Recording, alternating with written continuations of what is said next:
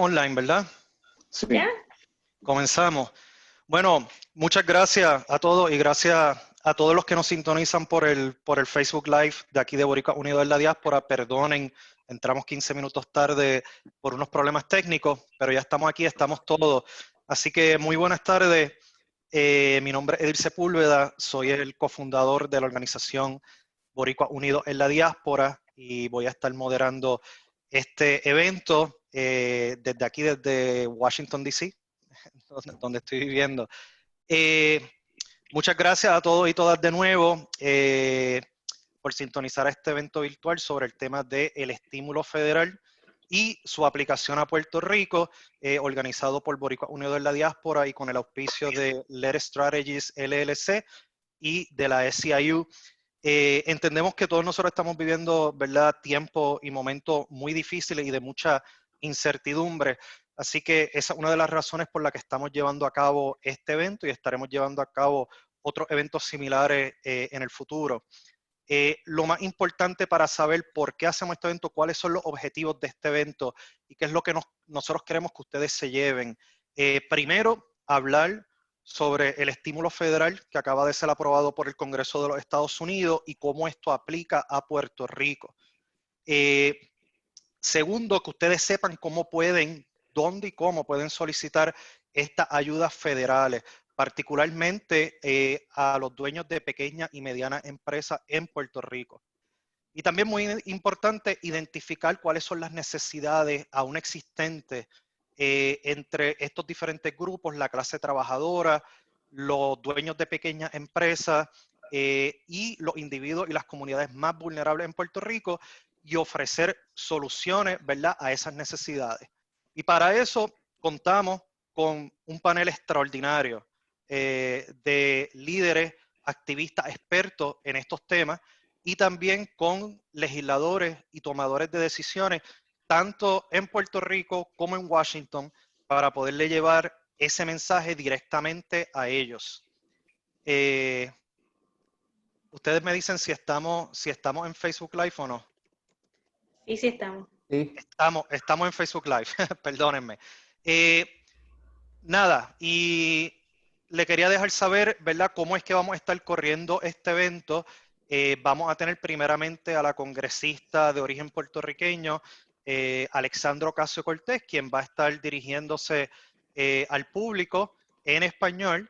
Y después iremos sobre cada uno de los panelistas que van a estar hablando de las necesidades y de las soluciones y recomendaciones que ellos tienen desde el punto de vista de los diferentes grupos de interés que ellos representan. Y entonces finalizamos con el representante Manuel Natal y dejamos unos 15 minutos al final para atender las preguntas del público a través del chat de Facebook Live. En español. Y después sobre cada uno de los panelistas, que me estoy escuchando yo mismo. Así que a las personas que nos sintonizan en Facebook Live, vayan dejando sus preguntas en el chat del live, que las vamos a estar anotando y las vamos a atender al final ¿verdad?, de la discusión con los panelistas. Y también, si tienen comentarios, soluciones o otros temas de los que quieran que nosotros atendamos en el futuro, déjennos saber, ¿verdad?, para anotar eso. Así que, sin más preámbulos, vamos a movernos a hablar con la congresista Alexandra Ocasio-Cortez. Congresista, gracias por sacar un tiempo, ¿verdad?, para participar de este evento virtual con la comunidad puertorriqueña. ¿Cómo está? Muy bien, gracias y gracias a todos, a todas y todos por venir y por tener esta conversación. Es algo muy necesario porque hay muchas cosas en que pasamos aquí en este pacaje, pero muchas de las personas no saben cómo podemos acceder a esos recursos y gracias por su paciencia con mi español. No, gracias a ti. Estamos muy agradecidos y muy emocionados que puedas participar en este evento. Queríamos hablar, antes de hablar de lo que se conoce como el CARES Act, que se aprobó, ¿verdad?, en el Congreso y que es lo próximo. Queríamos saber cuál es la situación en Nueva York. Sabemos y estamos muy preocupados, ¿verdad?, de la ciudad de Nueva York, el epicentro de esta pandemia en los Estados Unidos, y lamentablemente la comunidad hispana y los afroamericanos también han sido los más afectados. Estábamos viendo que 34% de las muertes en la ciudad de Nueva York son de la comunidad hispana. Usted representa uno de los distritos congresionales con más puertorriqueños, ¿verdad? Ahí en Nueva York. ¿Nos podría decir cuál es la situación actual en su distrito y qué están haciendo ustedes y su oficina para poder tratar de lidiar con estas inequidades? Sí, bueno, mi comunidad, el 14 Distrito de Nueva York, es el distrito más impactado del coronavirus, de COVID-19, y tenemos 5 de los 10 más impactados pueblos en la ciudad, en mi distrito. Es una, es un crisis, es una emergencia que tenemos, y entre esos distritos y entre todos los casos, lo que estamos viendo y lo que estamos observando es que latinos en la ciudad entero tenemos los más casos. 34% de los casos son de latinos. Y también tenemos una de las diásporas más grandes, las diásporas puertorriqueñas más grandes en la ciudad. Y es una crisis porque la concentración de estos casos es conectado con condiciones preexistentes. ¿Sí? ¿Eso es la palabra, preexistentes? Preexistente, sí. Preexistente, sí. Y eso no es una sorpresa, porque todos este virus y este pandémico está pasando en el contexto de María, en el contexto de los terremotos, en el contexto de políticas racistas en los Estados Unidos para nuestros hermanos y hermanos afroamericanos. Y por eso estamos observando que el virus está impactando latinos y afroamericanos más fuerte que otros raíces. Sí, sí, no, muy importante. Bueno, esperemos que las cosas vayan mejorando. Queríamos hablar, ¿verdad?, que el tema de este evento sobre el estímulo federal que se aprobó en el CARES Act. Así que si nos podrías hablar un poquito, ¿verdad?, desde tu perspectiva, ¿qué es lo más importante del CARES Act? Y hablar, si puedes, y lo que puedas, sabemos que se está trabajando en un nuevo paquete de estímulo en el Congreso. ¿Nos podría adelantar qué contiene ese paquete de estímulo y si Puerto Rico, ¿verdad?, va a ser incluido también en ese próximo paquete? Sí, absolutamente. Bueno, en el último paquete de CARES hay 2 cosas más importantes y 2 formas de ayuda más importantes para familias en los Estados Unidos. Primeramente, el paquete expandió el seguro de desempleo. Lo que está pasando es que si alguien no puede trabajar o su trabajo fue impactado del coronavirus, ahora lo que personas pueden hacer es aplicar por el seguro de desempleo, y el gobierno federal va a agregar $600 encima del desempleo de su estado o la isla de Puerto Rico. Es $600 encima del desempleo. En Nueva York, por ejemplo, en Nueva York, por ejemplo, el desempleo va hasta $500. Ahora familias aquí pueden aplicar y tener $600 encima de esos $500. El segundo cosa que está pasando en este paquete es cada persona en los Estados Unidos que tiene un número de seguro social, son no inmigrantes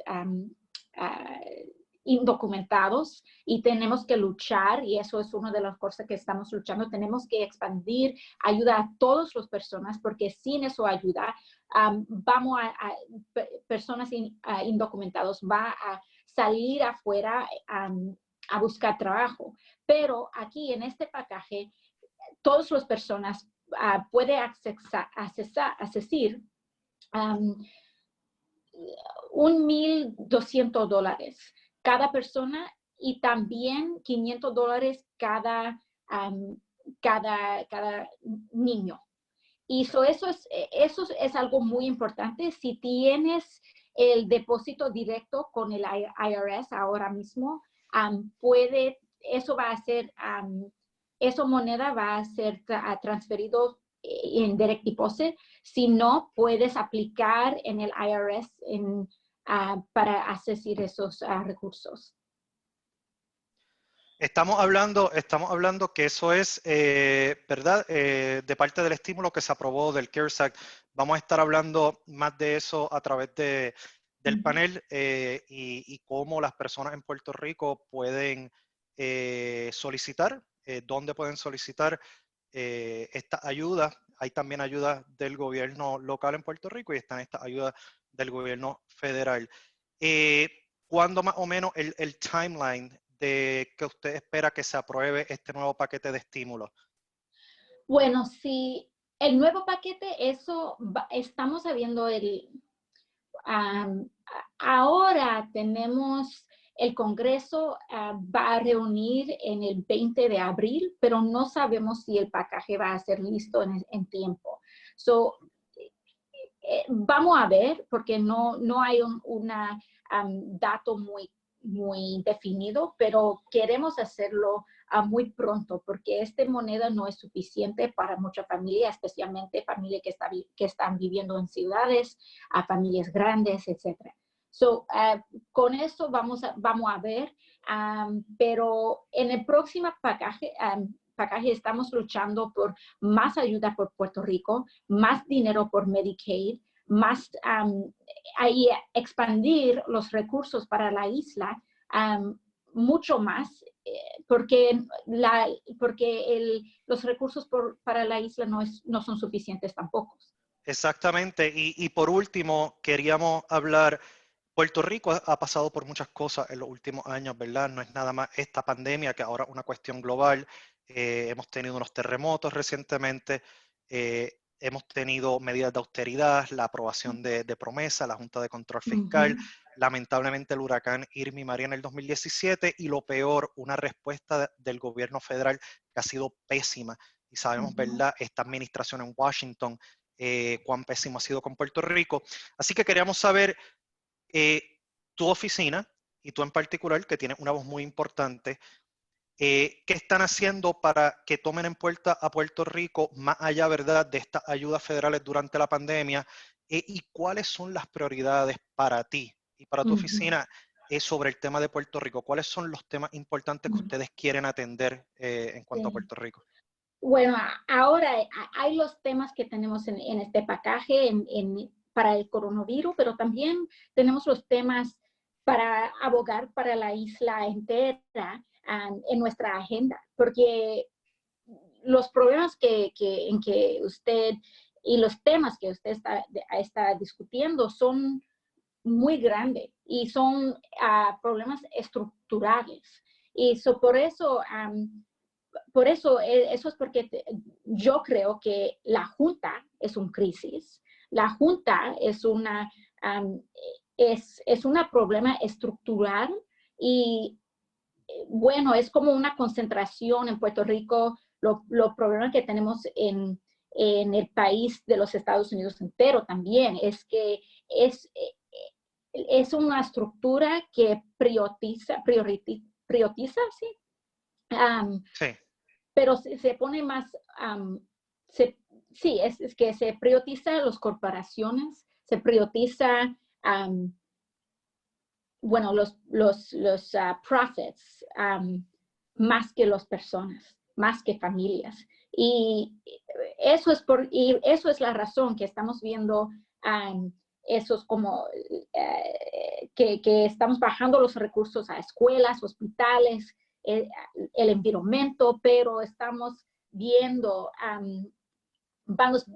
pero estamos expandiendo los recursos para los bancos, para los, ¿cómo se dice? Fossil fuels, gasolina, etc. Tenemos que luchar por una agenda que pone los familias como el goal más importante en en lo político de los Estados Unidos, pero también en lo político entero. Esas son nuestras prioridades.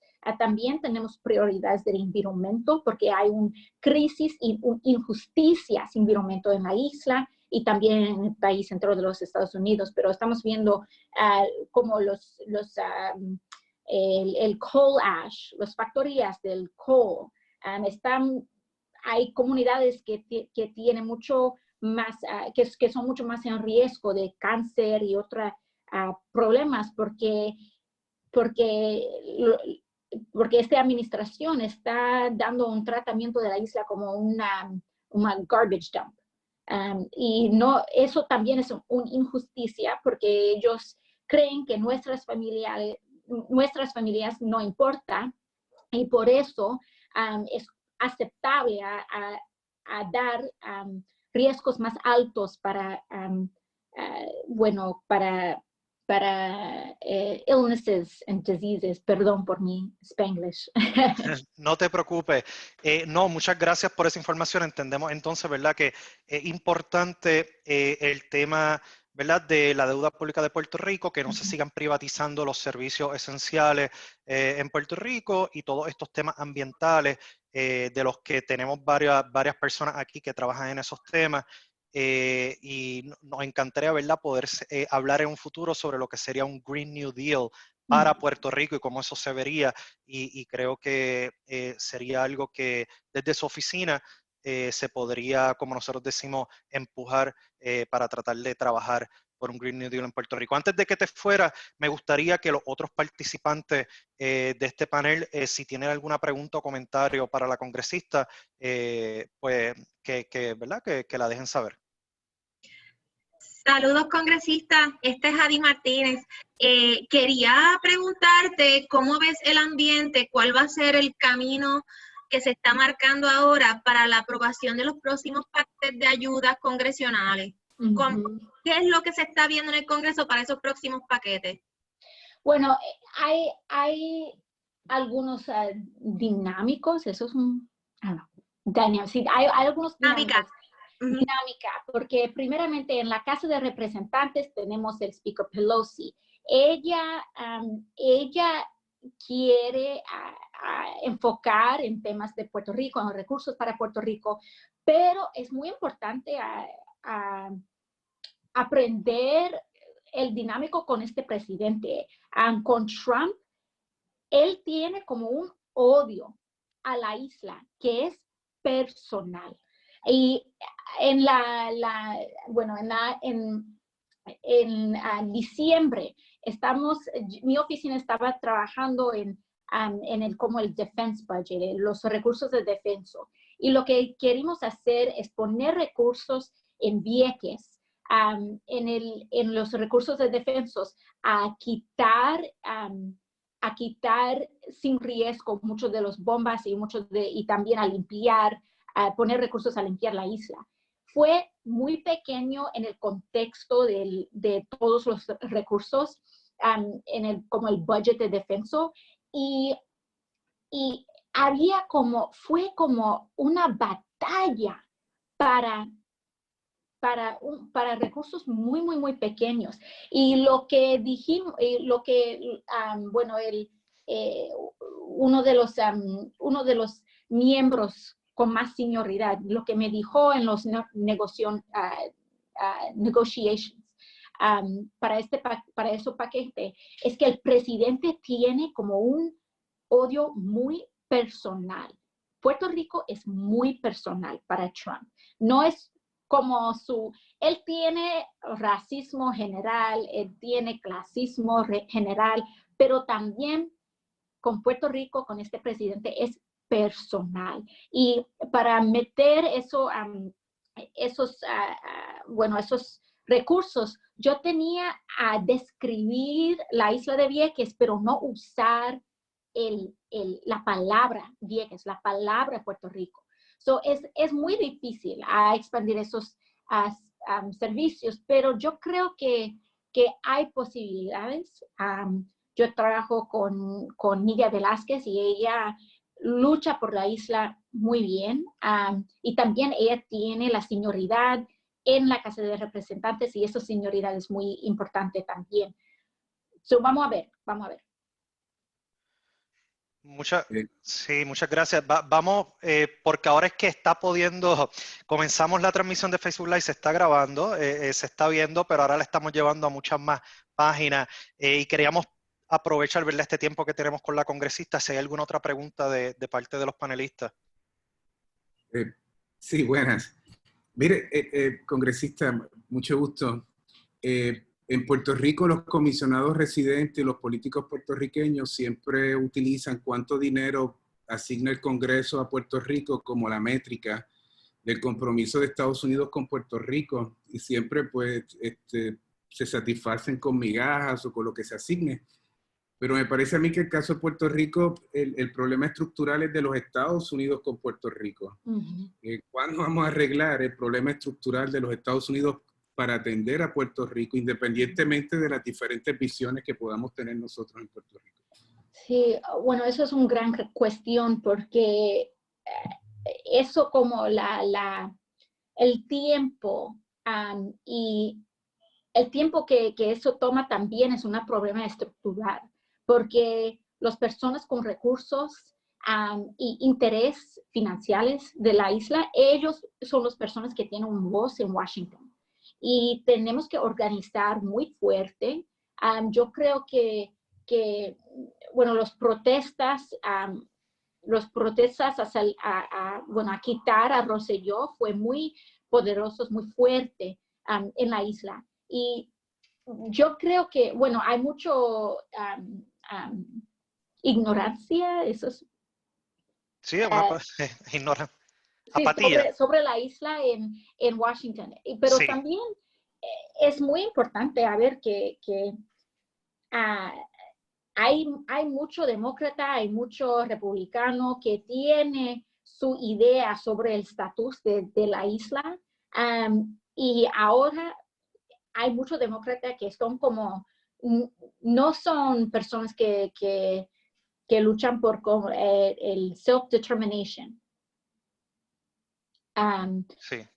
Ellos no creen muchos de ellos no creen en self-determination, ellos creen solamente de ser como un state. Pero eso es una imposición, ¿no? Porque necesitamos personas a tener elecciones que son, elecciones que tienen integridad, y también que son, ¿cómo se dice? Que son binding. Eso es un problema también, es que tenemos elecciones y elecciones y elecciones, pero el Congreso no haga nada con esas elecciones, no tiene que observar.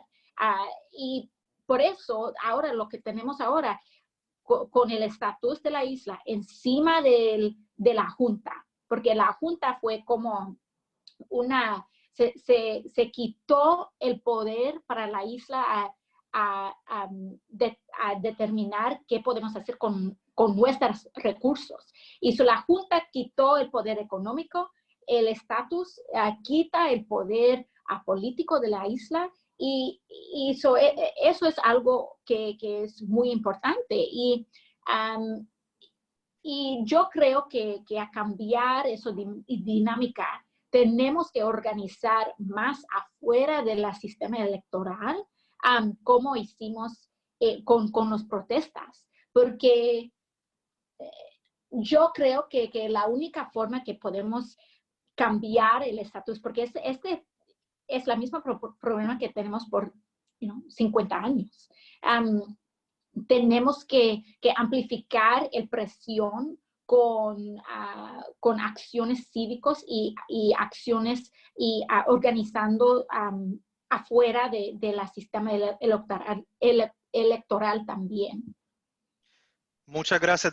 Estamos aprovechándonos de tu tiempo, Alexandria.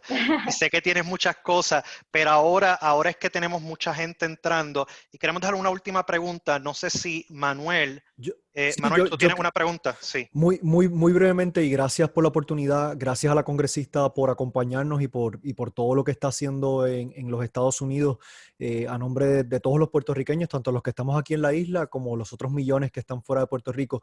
Ella ha mencionado, y con mucha razón, el tema de la Junta de Control Fiscal, el tema de la ley promesa, y con lo que ha ocurrido en Puerto Rico luego de la imposición de la Junta de Control Fiscal, desde los pasos de los huracanes Irma y María, los terremotos y ahora esta situación del COVID-19, yo creo que ya es momento de comenzar a hablar sobre la posibilidad de la cancelación o la condonación de la deuda de Puerto Rico. Como saben, hay una cantidad significativa de recursos que actualmente han estado reservados para, en caso de que se atienda de una vez y por todas el proceso de quiebra en el Tribunal Federal, se utilicen esos recursos para el pago de la deuda. Y nosotros necesitamos esos recursos ahora inmediatamente para ponerlos a invertir en la reconstrucción de nuestro país.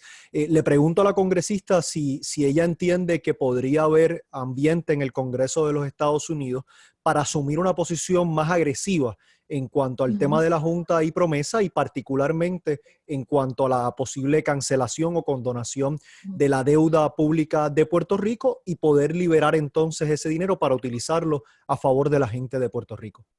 Sí, bueno, tenemos que cancelar esta deuda. También tenemos que cancelar otras deudas como deudas de estudiantes, tenemos y mucho más, pero con Puerto Rico tenemos que cancelar esta deuda.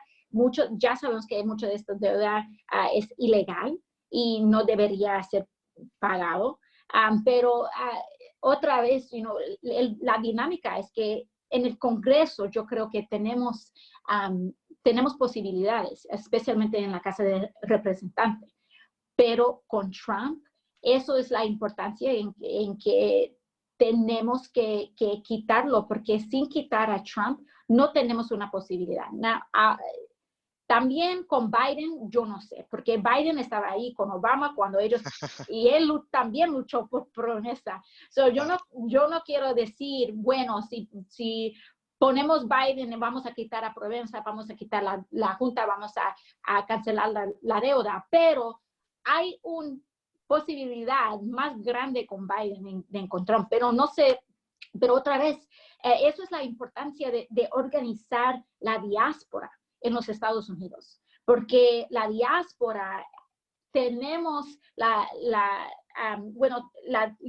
diáspora, tenemos el poder de votar en elecciones federales y también tenemos comunidades concentradas en Nueva York, ahora en Florida, en Texas, y cuando organizamos diásporas en los Estados Unidos, podemos poner más presión, especialmente en el estado de Florida.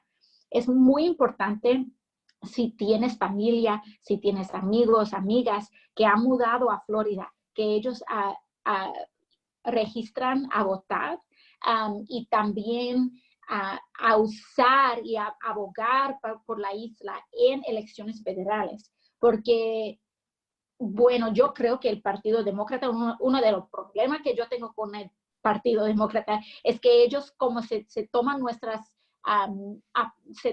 apoyo como for granted. Y tenemos que usar nuestra voz y tenemos que organizar diásporas en los Estados Unidos. Y dice, bueno, si tú no tienes una agenda para Puerto Rico, si tú no quieres cancelar la deuda, no va a tener el apoyo de la comunidad puertorriqueña en los Estados Unidos y en elecciones por ellos. Gracias, y gracias Manuel, gracias Alexandria, y vamos a hacer, te agradecemos mucho, ¿verdad? El tiempo que te has tomado, aprovechamos mucho de tu tiempo, te agradecemos que hayas tomado, ¿verdad? Este tiempo para estar con nosotros. Nosotros vamos a continuar hablando sobre este tema, contamos contigo siempre, ¿verdad? Para que seas la voz de los puertorriqueños y de los puertorriqueños, tanto en la diáspora, pero particularmente de la isla, que ¿verdad? No tienen esa representación. Y como dijiste, y entendemos, ¿verdad? La prioridad de tu oficina con los temas de Puerto Rico, el perdón de la deuda el tema de la autodeterminación de los puertorriqueños, que es muy importante, ¿verdad? La autodeterminación. Así que siempre contamos con que tú puedas ser esa voz y le puedas llevar ese mensaje a estos congresistas que son tan ignorantes sobre el tema de Puerto Rico. Te lo agradecemos un montón. Un abrazo muy grande y esperamos que las cosas se mejoren lo más pronto posible en la ciudad de Nueva York. Si te quieres quedar, te puedes quedar en confianza, pero sí, te agradecemos mucho. Seguimos con el programa. Gracias. Gracias, Alexandria. Bueno, ahora pasamos a seguir con el programa. Muchas gracias a todos los que han sintonizado por el Facebook Live. Tuvimos algunos problemas técnicos, pero ya entiendo que todo, ¿verdad? Todos deben estar pudiendo ver el programa. Vamos a estar hablando mucho sobre este estímulo federal y cómo ustedes pueden solicitar y dónde pueden solicitar ese estímulo federal. Y vamos a estar hablando sobre las necesidades que hay de las clases más vulnerables en Puerto Rico y cómo atenderlas, cuáles son esas soluciones. Así que ahora vamos a pasar con Mayrín Ramos. Mayrín es la directora de área de Puerto Rico para el sindicato SEIU. Ella está radicada en Washington, D.C. Mayrín, muy buenas tardes. Quisiera que nos hablara un poquito más, ¿verdad? Y expandieras más en detalle un resumen de lo que es este estímulo federal y lo que aplica a Puerto Rico particularmente. Claro que sí. Buenas tardes y gracias a ti, Edil, y a los compañeros y compañeras de Boricuas Unidos en la Diáspora. Saludos también a los compañeros panelistas que estarán participando en la tarde de hoy. Mi participación es en representación del Sindicato Internacional de Empleados de Servicio, SEIU por sus siglas en inglés, de las cuales tenemos alrededor de 1.9 miembros a través de Estados Unidos, Canadá y Puerto Rico. Y esta presentación de información es pertinente para todos en la isla, incluyendo a los sobre 23,000 miembros que tenemos a través de nuestras afiliadas, el Sindicato Puertorriqueño de Trabajadores y la Unión General de Trabajadores. Quiero darle las gracias a la investigadora Somia Taipa. Ella nos ayudó a recopilar la información que les voy a ofrecer durante esta tarde, que va a ser un resumen del paquete de estímulo que se aprobó el pasado 27 de marzo bajo la Ley de Ayuda para el Coronavirus, Alivio y Seguridad Económica, se refiere a CARES por sus siglas en inglés. Estos fondos que se aplican a Puerto Rico son asignaciones de dinero federal que se han otorgado a estados y territorios, incluye asistencia para individuos, gobiernos, negocios y organizaciones no gubernamentales. Voy a enumerar las asistencias que ya sabemos que Puerto Rico tendrá acceso. Quiero dejarles saber, como mismo mencionó la representante Ocasio, Cortés Ocasio, que ya el Congreso está hablando de cuando regresen del periodo de Semana Santa, en semana y media, a sus trabajos. Se está ya hablando de presentar otro paquete de estímulo como seguimiento a este que les voy a presentar. El primer fondo del que les voy a hablar es el Fondo de Alivio al Coronavirus.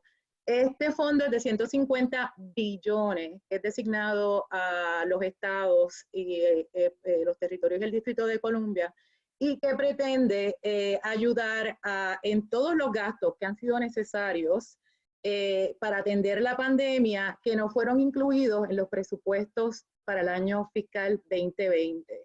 Según el Federal Funds Information for States, Puerto Rico recibirá aproximadamente 2.2 billones de dólares. Quiero resaltar que al día de ayer el Departamento del Tesoro no ha publicado la guía de qué proceso de distribución tendrán, y el número que le di de cuánto recibiría Puerto Rico es proporcional. Los territorios recibirán ese dinero por la proporción de la población que tienen. El segunda área es el Programa de Suplemento de Asistencia Nutricional, o SNAP, por sus siglas en inglés. De los 15 billones que han sido asignados, 200 millones estarán disponibles a través del Departamento de Agricultura Federal para Puerto Rico, América Samoa e las Islas Marianas para prevenir, preparar y responder al coronavirus. Esto se va a ver directamente en aquellos recipientes del programa PAN, los que están ahora o los que estarán en el futuro, un incremento en esa distribución. Continuamos con el Fondo de Estabilización para la Educación. Este fondo de 30 billones que se asignó para esos procesos, Puerto Rico, el Distrito de Columbia y los estados pueden accesarlo y en particular Puerto Rico, según el Centro de Investigación Congresional, recibirá dinero en 3 vertientes. A través de estos fondos de ayuda, el número 1 sería uno que se llama el Fondo de Emergencia de Gobernadores.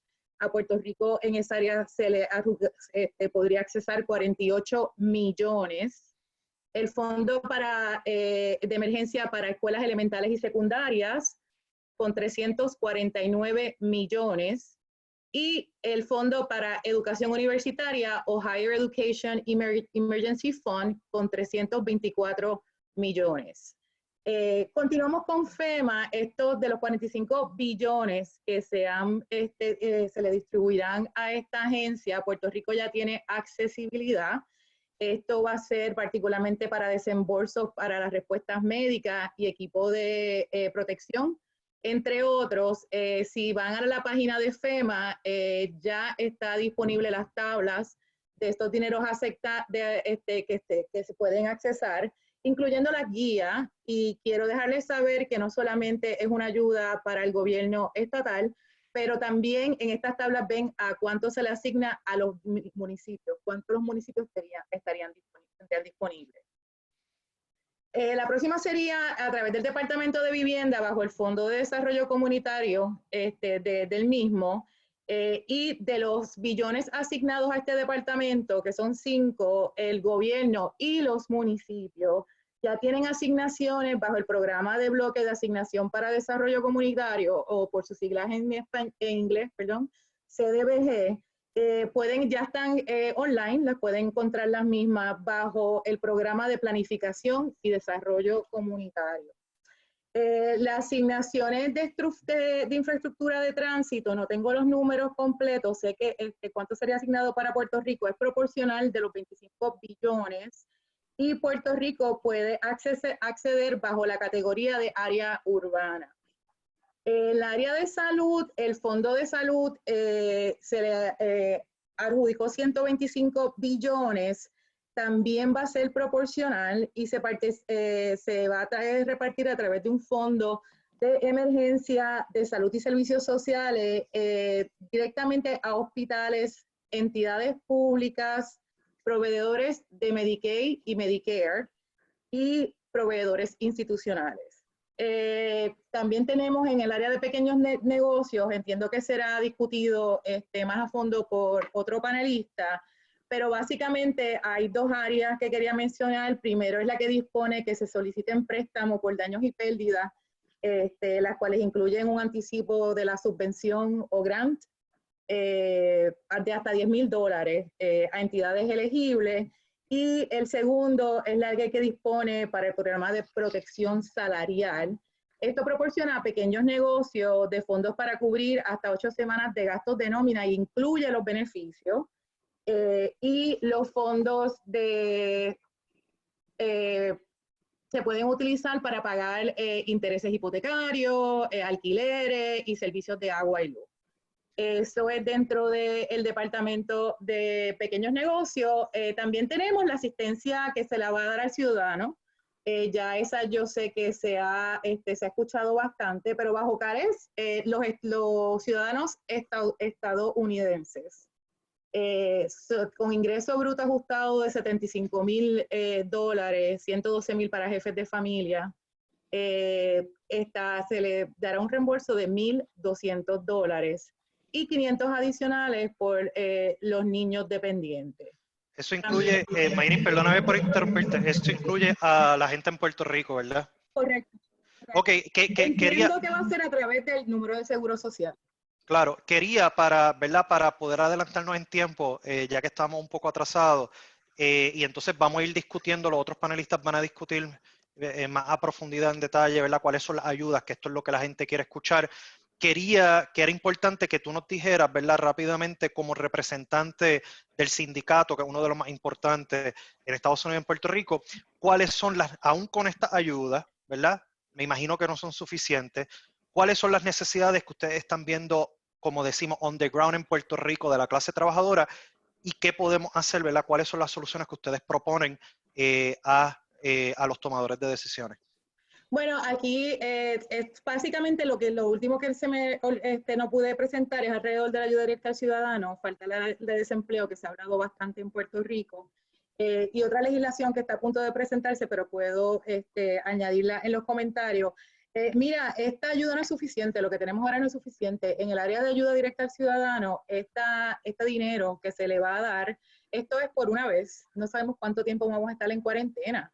La gente está sufriendo económicamente por esto, así que te identifico esa insuficiencia, particularmente cuando viene al ciudadano. También tenemos en el área de salud, es insuficiente lo que lo que está viendo en Puerto Rico a través de los hospitales, la carencia de equipo, la carencia de hospitales cerrando o disminuyendo el mando.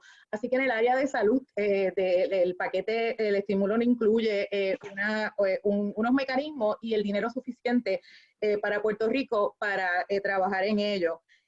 Así que eso es el área de salud. También la incertidumbre que hay a través de los desembolsos y cómo la gente lo va a accesar, eso es algo que hemos identificado. Y esto, como particularmente la parte federal y la parte local, no hay una transparencia alrededor, y algunos, como mencioné en mi presentación, hay algunas agencias que todavía no han sacado las guías para que los estados ni los territorios puedan aplicar a la misma. Así que esas son las deficiencias en general que te puedo al día de hoy mencionar. ¿Qué se demandamos? Pues mira, transparencia, transparencia, transparencia del Estado Libre Asociado y del Congreso y las agencias federales. Aquí estos dineros, ya sabemos los problemas que hay en Puerto Rico, aquí tiene que haber una transparencia completa para la ciudadanía. También además de transparencia, es un programa educativo. En Puerto Rico hay mucha confusión alrededor de cómo se va, qué es lo que vas a recibir, como mismo me preguntaste ahora tú, alrededor del fondo que va al ciudadano directamente. Hay que haber educación a toda la ciudadanía alrededor de estos fondos que se van a recibir, y una demanda también extremadamente principal al gobierno federal, al gobierno estatal, a los municipios, a los empleadores privados, es que tienen que proveerle el equipo necesario a todos los trabajadores de primera línea y todos aquellos que están trabajando con el público. Por eso incluyo a los empleadores privados. Esto es una necesidad que se está mostrando, que no tenerla es mortal. Así que sea a través de los tirados de estímulo o hay que identificar de alguna forma cómo en estas semanas en particular, que estamos ya llegando a un pic, estos trabajadores y todo aquel que le sirve al público está preparado para seguir su trabajo, porque no es justo que nadie tenga que escoger entre tu salud y de tu familia y tu vocación de trabajo. Así que esas son las demandas inmediatas. Sí, claro que sí, muy de acuerdo, y podemos seguir esta conversación. Muy importante los puntos que trae Mayrin, ¿verdad? Desde el punto de vista de la clase trabajadora en Puerto Rico, que son de los más afectados en esta crisis. Queríamos pasar ahora a hablar un poquito más sobre las ayudas para los pequeños y los medianos empresarios en Puerto Rico. Para eso tenemos dos excelentes personas, Ramfi Castro y Nerma Albertorio. Ramfi es un empresario, un inversionista y un filántropo. Él está radicado en la ciudad de Nueva York. Él se ha dedicado por muchos años a trabajar con empresas emergentes en Puerto Rico, que se conocen como las startups. Muchos jóvenes puertorriqueños han vuelto a la isla en Puerto Rico en los últimos años para montar estas startups. Así que queremos, Ramfi, que nos hablara un poquito más, ¿verdad?, de cuáles son las necesidades actualmente de las startups en Puerto Rico y cómo ellos están lidiando con la crisis actual. Gracias, Edil. Como conoce, hay como desde mi óptica típicamente digo como hay dos mundos, ¿no? Está el pequeño comerciante o negocio que depende de la economía local tradicional o la economía global tradicional, y todas las compañías que operan en, ¿verdad?, lo que es el nuevo normal de operar digital, sea del lado local o del lado global, ¿verdad?, lo que sean startups. Y si la compañía está en uno de esos dos renglones, pues sus oportunidades y sus retos pues son un poco diferentes, ¿no? Porque esto afecta a todo el mundo global, ¿vale? Yo creo que también para mí es importante que el reto de acceder a los recursos sea del paquete aprobado de parte del Congreso Federal para pequeños comerciantes, es un reto que están enfrentando todas las compañías, unos más, otros menos, pero todas. Específicamente la SBA, te puedes imaginar que en un año aprueba unos 25 mil millones de dólares en préstamos y el paquete incluye 17 veces eso, ¿no? Así que el reto de solicitudes, de procesar, es un reto que están enfrentando todos. Y hay un desfase entre la aprobación de la legislación, las reglas, cómo se prueban, cómo esas reglas se implementan a nivel de la distribución de esos fondos, que no es solamente un reto de gobiernos federal, estatal y local, es un reto de los mecanismos de distribución del dinero para los pequeños comerciantes. Más específicamente, el proceso de solicitar los préstamos para protección de la nómina y para extensiones de líneas de créditos para poder sobrevivir. Muchos de ellos en Puerto Rico y en otros lugares donde su tiempo de cash flow es varios días. Y Nerma puede entrar más de esos detalles. Ahora bien, si son empresas que son basadas en startups y que tienen tema digital, que es un micro del micro del micro de Puerto Rico, así que con todos los adelantos que se han hecho, y hay compañías como Brands Puerto Rico y otros que tienen la capacidad de, en una situación como esta, no solamente sobrevivir, sino crecer, porque esas oportunidades en el área de hacer envío digital, distribución remoto, son oportunidades que siempre han estado ahí para la economía de Puerto Rico, y es ahora que se ven esas oportunidades para estas compañías en esos temas. Ese es un bucket pequeño de empresas, pero para la inmensa mayoría de las compañías, el reto actual está en la distribución, ¿verdad? Y quiénes son las organizaciones locales, específicamente el acceso a banca comercial local, y el reto en el acceso a banca comercial en el resto de Estados Unidos, que típicamente excluye a Puerto Rico también, ¿verdad? Y no hay unas reglas particulares por las cuales esa exclusión existe, pero existe históricamente, donde un negocio local va a solicitar una línea de crédito y ese banco opera en todo Estados Unidos, pero no opera en Puerto Rico, o siempre se incluye una exclusión particular para excluir a territorio. Y eso lo está experimentando mucho, ¿no? Donde hay nuevas oportunidades para pequeños comercios acceder a distintos programas para acelerar el acceso a este capital que no les aplica en Puerto Rico, y obviamente a nivel local, pues los detalles todavía están algunos de ellos en el aire, y pues no, los mecanismos de infraestructura para procesar ese volumen de solicitudes y préstamos y cómo se asigna un crédito es un reto que están enfrentando todos, ¿verdad? A escala, no estamos hablando de uno aquí, otro allá, estamos hablando de todo. Ramfi, excelente información. Ahora, sabemos que durante las crisis, durante toda crisis, hay siempre oportunidades que pueden surgir. Así que, y entiendo, ¿verdad?, que son las startups. Ustedes ya desde hace mucho tiempo estaban en el mundo virtual. Así que queremos saber, ¿verdad?, desde tu perspectiva, qué oportunidades tú crees que puedan ir surgiendo dentro de esta crisis para startups en Puerto Rico. ¿Qué tú piensas? Más allá de oportunidades, porque una crisis que está ocurriendo ahora y afectando inmediatamente, lo que quisiera visibilizar es lo que están haciendo ahora, gracias a que estas compañías existen localmente y estos compromisos de inversión otros se han hecho. Empresas concretas donde tienes pequeños comercios que no hacían entregas a domicilio, que ahora pueden hacer la transición ¿verdad? No puedes reunirte, pero pueden hacer entregas. Tienes compañías como UVA para el tema de distribución, que van a necesitar contratar personas, porque ahora hay un volumen adicional. Lo mismo con compañías como Entregameds, ¿no? El tema de envío, de distribución de fármacos, ¿no? De poder tener alianzas con farmacias y otros para poder hacer llegar medicamentos cuando las personas, mamá y otros, no pueden salir, ¿no? de las casas.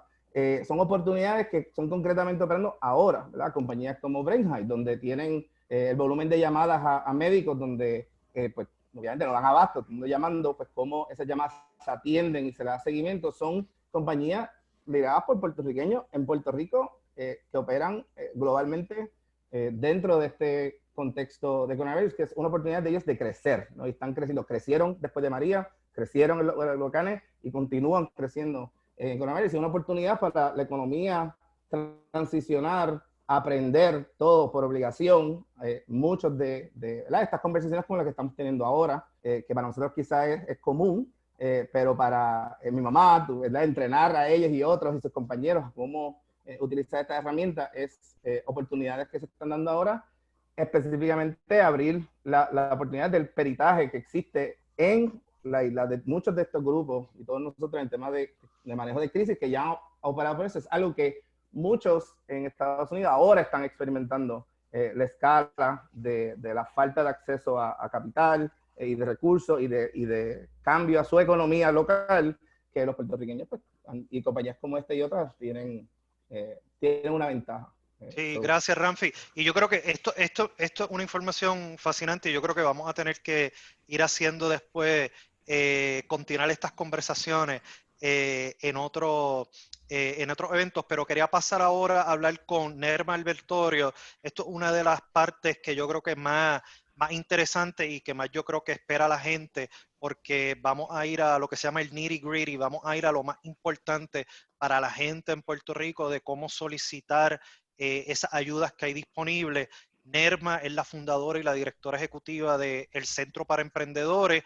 Ella está en San Juan, Puerto Rico, y el Centro para Emprendedores ha estado ayudando por los últimos años a muchos individuos, muchas veces no de muchos recursos, a que puedan desarrollar sus pequeñas empresas en la isla. Así que, Nerma, saludos, muchas gracias, y quería que nos hablara un poquito más en detalle de cuáles son esas ayudas que están disponibles para las pequeñas empresas en Puerto Rico y después nos hable de cuáles son los retos y las necesidades que los pequeños empresarios están enfrentando. Bueno, pues gracias, Edil, por la invitación. Y antes de eso quiero contextualizar un poquito porque es bien importante que entendamos dónde estamos. Nosotros estamos monitoreando bien de cerca qué es lo que está pasando y muchas de las organizaciones que están trabajando en desarrollo económico nos hemos unido para escuchar. Así que es bien importante entender que tenemos al 60% de los negocios pequeños cerrados ahora mismo, 60%. Que 77% de todos estos negocios que están cerrados tienen 5 empleados o menos, y esa es la realidad de muchos de nuestros comercios. O sea, nuestros comercios no son grandes empresas, son empresas bien pequeñas. También es importante saber que la gran mayoría de ellos, alrededor del 60%, más de la mitad, tienen 30 días para operar, y los 30 días se están acabando. Entonces, eso es bien importante porque las ayudas que hay ahora mismo, pues viene el estímulo económico que tiene el Departamento de Desarrollo Económico, que son $1,500 y ya se acabó. No los puedes solicitar si entras a la página web del gobierno. Cuando los vas a solicitar te dice que ya recibieron el tope de solicitudes. Increíble, y eso se esperaba que estuviera disponible, ¿verdad?, por un tiempo. Así que, ¿verdad? Es importante, es bueno, pero no es suficiente. $1,500 es el pago del salario de una persona, es media renta, no te va a cubrir los gastos de luz completos, y si ese proceso no es ágil, pues realmente cuando llegue ya ese negocio va a estar cerrado. Sí te puedo decir que el estímulo que está dando Hacienda de los $500 para trabajadores por servicios profesionales corrió súper rápido. Muchos ya lo han recibido.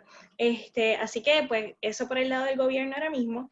Y lo otro que tenemos son todas las ayudas o los préstamos y los servicios que nos va a dar SBA, que se está figurando cómo se va a trabajar en la banca. Hay algunos de ellos que ya abrieron sus procesos de solicitudes. O sea, yo tengo participantes que solicitaron el día 1 y ahora mismo, y es una semana y media más tarde, que ¿verdad? La banca se está comunicando con ellos.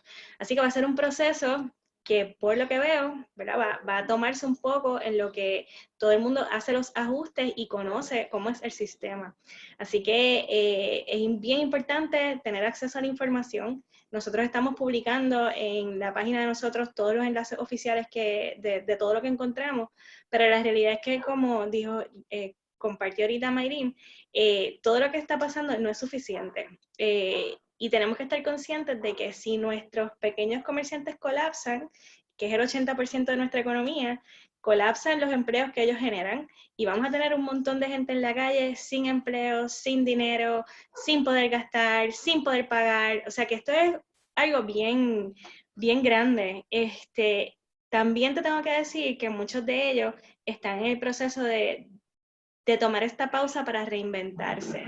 Así que todavía no estoy viendo, ¿verdad?, un nivel de desesperación, pero estoy segura que lo voy a ver en 2 o 3 semanas si seguimos con el lockdown como está, porque yo no creo que podamos aguantar hasta el 30 de mayo si no hay estímulos adicionales, porque es que simplemente el dinero se está acabando en la calle. O sea, si el negocio no produce, yo no puedo pagar más allá de los 30 días que tengo. El 85% de estos negocios no tienen un fondo de emergencia. O sea, esto no me lo estoy inventando yo, esto es data que la estamos recogiendo de los negocios según se van atendiendo. Así que yo creo que los que están haciendo política pública es bien importante que atiendan a estas organizaciones que tienen el oído en la tierra y que están escuchando y atendiendo a todos estos comerciantes todos los días. La data está centralizada en el Fideicomiso de Ciencia y Tecnología, que es una organización bien importante para todos nosotros, y ellos tienen un dashboard con toda esta información, así que poder acceder y tomar decisiones con respecto a esa realidad, yo creo que es bien importante. Nosotros pudimos demostrar después del huracán que era bien importante llevarle cash a esos negocios lo más rápido posible junto a un programa de asistencia técnica. Esa parte todavía no la he visto. Me preocupan los procesos de cómo va a fluir, ¿verdad?, el dinero para que llegue a donde tiene que llegar de la forma más rápida posible para que, ¿verdad?, estos negocios puedan continuar, y esto es bien importante que lo puedan hacer. Así que básicamente en términos de ayuda lo que tenemos es los $500 que está ofreciendo el Departamento de Hacienda, los $1,500 que está ofreciendo el DEC, el programa de protección de nómina de SBA y el préstamo por desastre, ¿verdad?, de esta emergencia que nosotros tenemos. Son 4 cosas en términos de negocios. Hay algunas ayudas que están surgiendo, pero son muy pocas. Hay programas de cash grants, pero son muy pequeñas o están atendiendo una zona en particular, ¿verdad? Y Puerto Rico es 100 por 35, así que son 78 municipios, son más de 43,000 negocios que tenemos. Creo que hay mucho todavía que caminar y que tenemos que concientizar en el tema de la importancia de agilizar muchos procesos en estos momentos. Sí, no, muy importante. Y Nerma, ustedes en el Centro para Emprendedores han estado llevando a cabo un trabajo excepcional para ayudar, ¿verdad?, a los pequeños empresarios. Entiendo que están localizados ahora en Río Piedra. Si gente, ¿verdad?, necesita más ayuda, ¿dónde puede ir, ¿verdad?, para que ustedes los ayuden y cualquier otra información que tú creas que sea necesaria? Claro, pues mira, en estos momentos es bien importante que accedan en nuestra página web, centroparaemprendedores.org. Ahí va a haber un enlace que dice negocios SOS, así que esto es emergencia. Usted entra ahí, nos deja su información, cuáles son sus, ¿verdad?, sus urgencias más grandes, y entonces nosotros vamos a estar comunicándolo y dándole esa información, los programas a los que puede solicitar y qué se ajusta mejor a la situación que usted pueda tener hoy.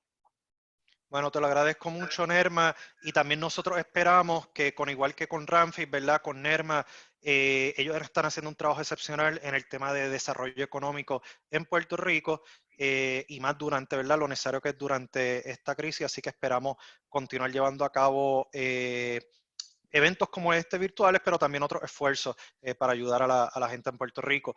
Ahora queremos pasar, ¿verdad?, a uno de los temas yo creo que más urgentes. Ya hemos visto cuál es el estatus de la clase trabajadora en Puerto Rico, de las pequeñas y medianas empresas. Ahora queremos hablar de cuáles son las necesidades de los individuos y las comunidades más vulnerables en la isla. Y para eso tenemos 2 personas muy conocedoras.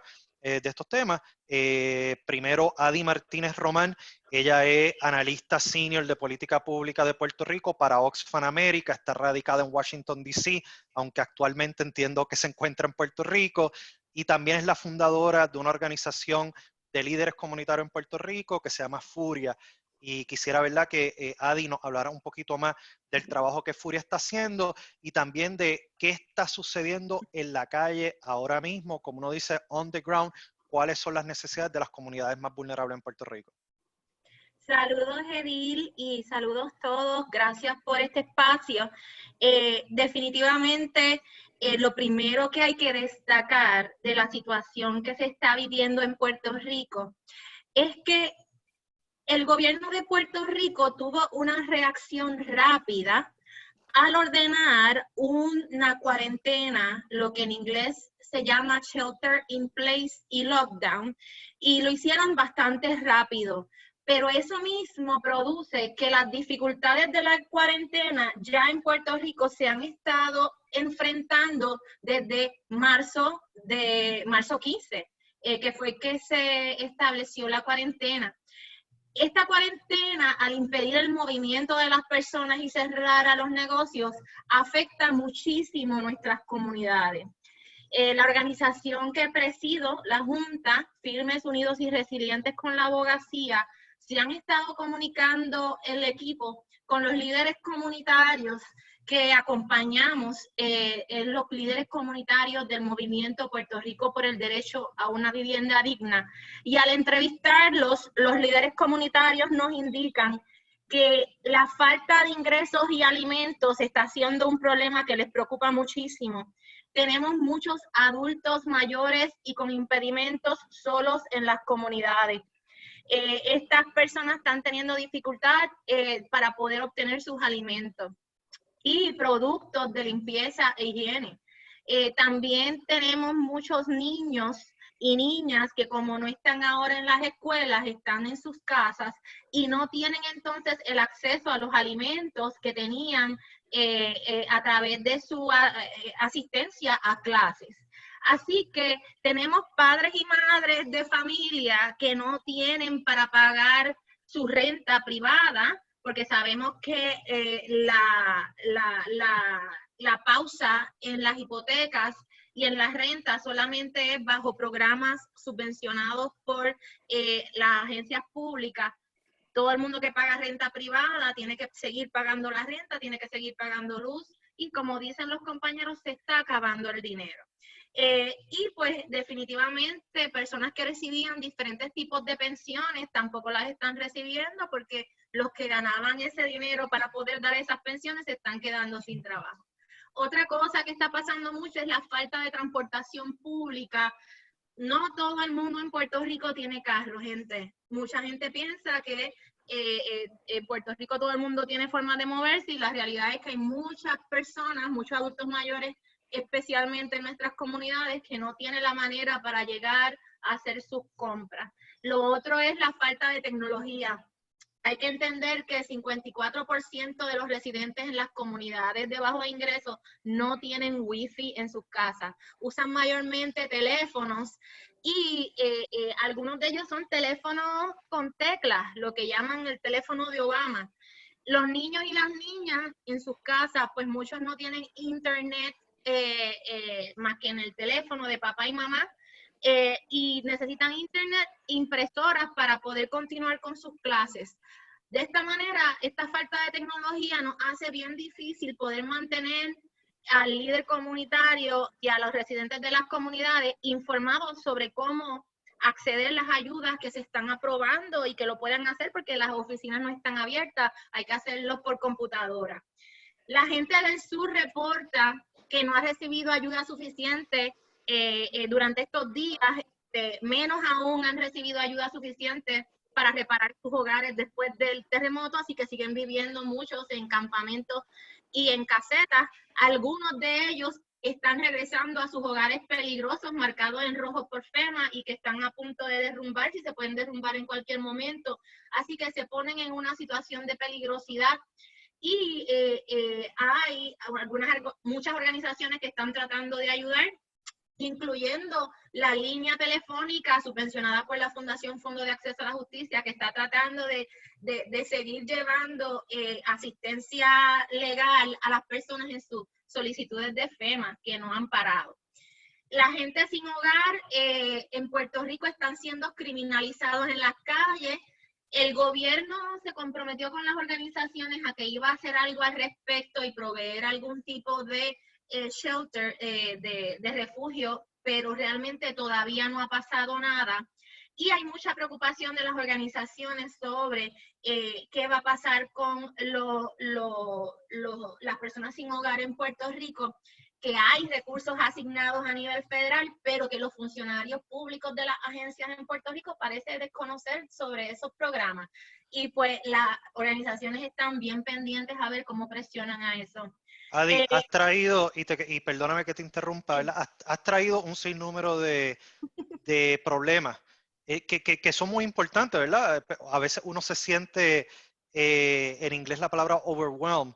Yo me imagino a alguien como Manuel, que estoy viendo ahora, escucha, son tantos y tantos los problemas que cómo le buscamos soluciones, pero lo bueno es que yo sé que ustedes a nivel comunitario están trabajando, identifican las necesidades y están trabajando, ¿verdad?, con soluciones, están trabajando con planes de acción para que las comunidades logren esas metas que ellos tienen.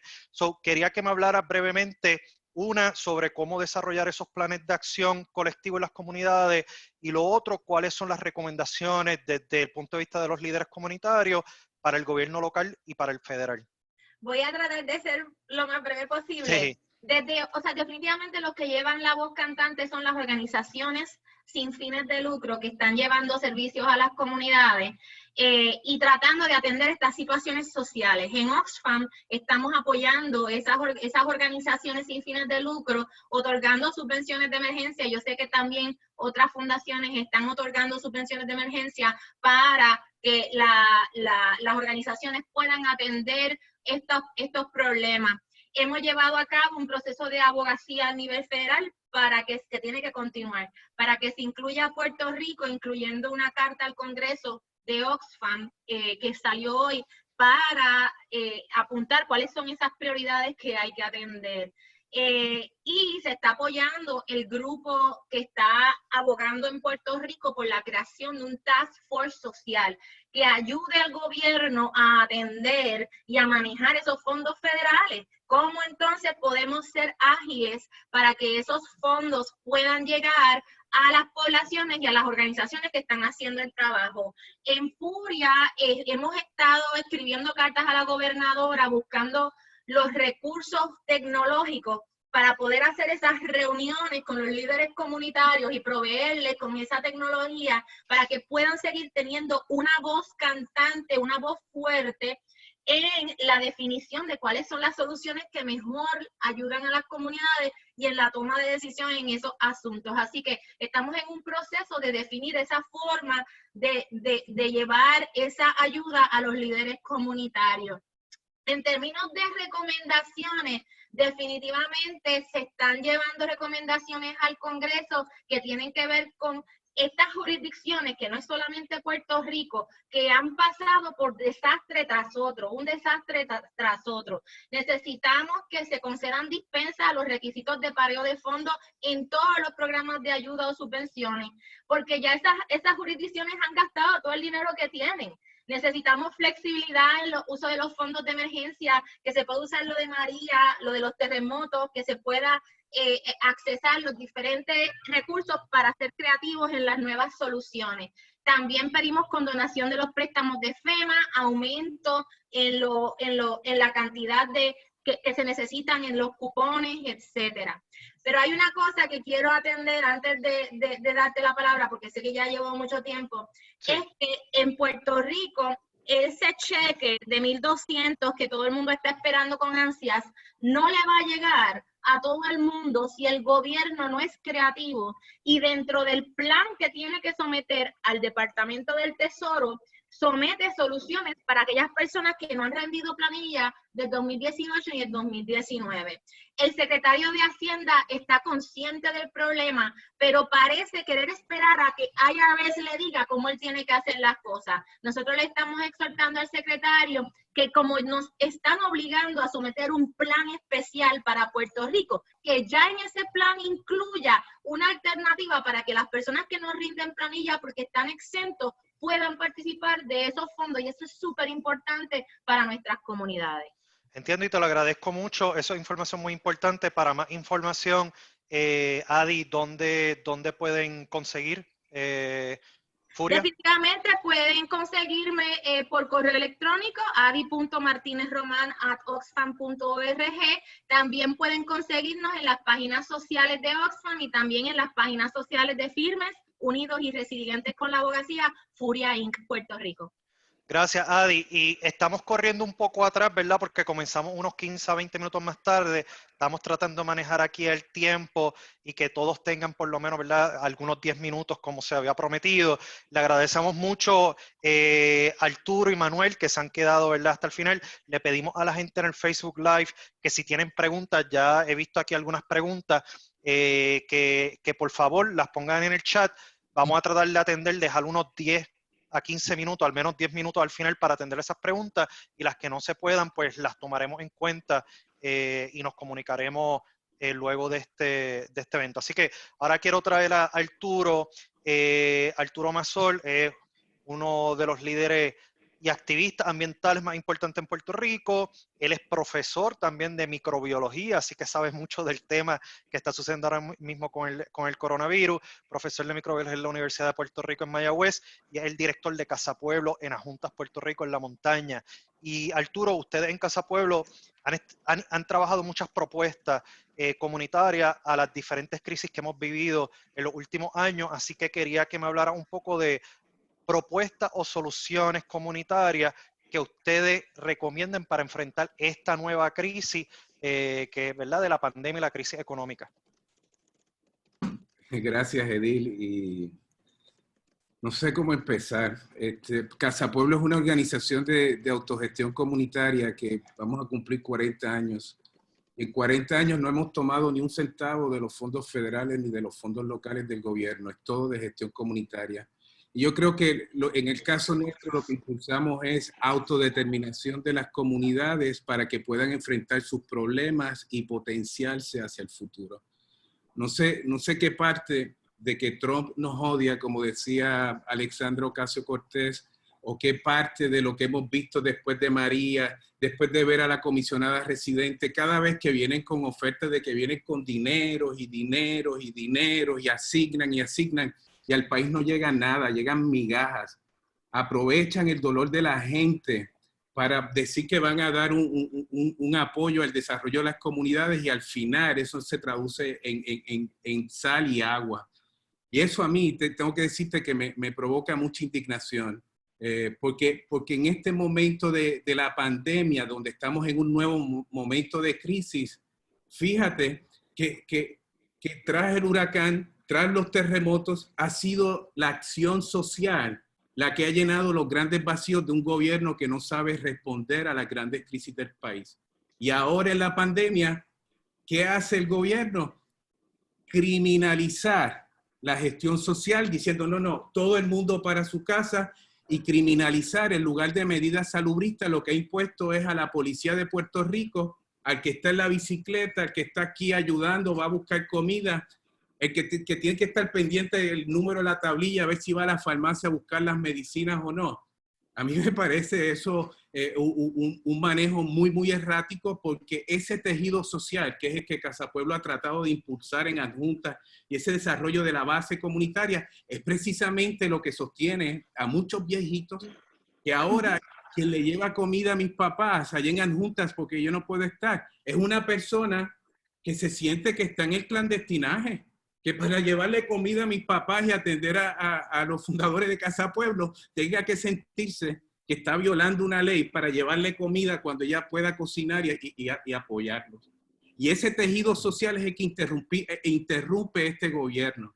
Y a mí me parece que en el caso de Casa Pueblo tenemos que impulsar en esta crisis soluciones permanentes. Permanentes es que nos podamos producir nuestra propia energía, que los comerciantes del casco urbano, como estamos haciendo con la Fundación Hono, como estamos haciendo con otros, que el casco urbano donde están los pequeños negocios, que puedan operar con bajos costos operacionales porque generan su propia energía ecológicamente responsable y tienen sostenibilidad energética para su actividad. Entonces no se trata de darme 500 pesos hoy, se trata de cambiar el modelo energético del país, el modelo estructural de lo que tenemos. Y en estos momentos de crisis, otra vez, es que me hierve la sangre, Edil, con lo que uno ve ocurriendo en este país, donde se criminaliza el que va a la panadería. Pero ¿y cómo es posible que los panaderos funcionen sus pequeños negocios si cuando sale alguien por la calle le tiran a la policía encima? ¿O es un delito? Como si eso fuera el... Y peor aún es crear la falsa expectativa de que este modelo de control significa que cuando la gobernadora diga que se acabó el toque de queda, la gente va a pensar, gente que ha aplaudido esto como si fuera la gran solución, el distanciamiento físico sí, pero no el distanciamiento social. Aquí estamos en contacto social. Los físicos, obviamente, estamos en época de pandemia, así que no me confundan. Pero el día que la gobernadora diga, mira, la curva bajó, porque los datos en San Juan, porque los datos en la área metropolitana digan que la curva bajó y decidan, mira, ya está todo bien. ¿Tú sabes qué va a pasar? La zona de la montaña que ha visto muy pocos contagios o ninguno, ese va a ser el momento donde los contagios y la curva de aumento va a empezar. Y la gente de la montaña va a pasar igual que con el huracán María, que van a llegar último, un año sin luz, atendiendo a la gente sin toldos y sin nada. Y a mí me parece bien peligroso lo que está pasando en el país, cómo lo están manejando, cómo se criminaliza a la gente, al sector social, distanciamiento social, el nombre nada más. Es como para establecer que el Estado con su poder es el que tiene la manera de decidir y traernos estas falsas promesas de dinero que nunca llegan o llegan tarde y no apoyan realmente la necesidad cuando hace falta. Sobre eso mismo quería hablar y he hablado de muchas cosas y importantes y hemos visto, ¿verdad?, este video reciente de cómo criminaliza a la policía a una persona que va al supermercado en bicicleta, ¿verdad? Y todo esto, así que entendemos los problemas que estás diciendo. Casa Pueblo ha sido muy efectivo. O sea, en el pasado, aun cuando la ayuda no ha llegado a la montaña, ustedes muchas veces dicen que no necesitan la ayuda del gobierno, tanto ni local ni federal, y han aprendido mucho después del huracán María y han propuesto sus propias soluciones, ¿verdad? Buscando dinero de fundaciones, de autogestión de ustedes mismos. ¿Qué tú ves? ¿Qué tú ves allá en la montaña? ¿Verdad? Como la respuesta comunitaria a esta situación. Y me imagino que, como tú dices, no van a esperar, ¿verdad?, a ayudas del gobierno local o federal. Así que, ¿qué ustedes proponen, ¿verdad?, para salir de esto? ¿Verdad? En el caso de Casa Pueblo, porque nuestra misión es romper los modelos de dependencia, pero este país está en necesidad y el gobierno de Estados Unidos tiene una gran deuda con este país. Así claro. Que no se mezcle la dinga con la mandinga, ¿verdad? Nosotros sí creemos en construir tejido social con organizaciones como Oxfam, como gente de la diáspora que han dicho presente continuamente y construir desde la base comunitaria un modelo alterno.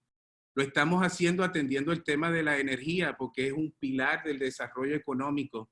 Energía es la capacidad de hacer trabajo y en la medida en que la gente produce su propia energía, el barbero sigue recortando, esté la autoridad o no esté la autoridad de energía eléctrica. Hoy Tito Rivera de Vista Río sigue cocinando y dándole servicio de alimentos preparados porque puede continuar con su negocio. Así que nosotros impulsamos un modelo de gestión comunitaria que cree un entretejido entre los diferentes sectores, entre Puerto Rico y la diáspora, pero para romper el modelo de coloniaje. No puede ser el mismo modelo de arriba hacia abajo imponiendo las reglas. No, tenemos que buscar cuáles son las necesidades de la comunidad y desde esa llegar a una ruta de cambio que sea para el bienestar de la gente, de la comunidad. Que autosuficiencia energética y autosuficiencia en la agricultura, soberanía alimentaria, eso independientemente de lo que suceda en cualquier crisis, puede ayudar a las personas, ¿verdad?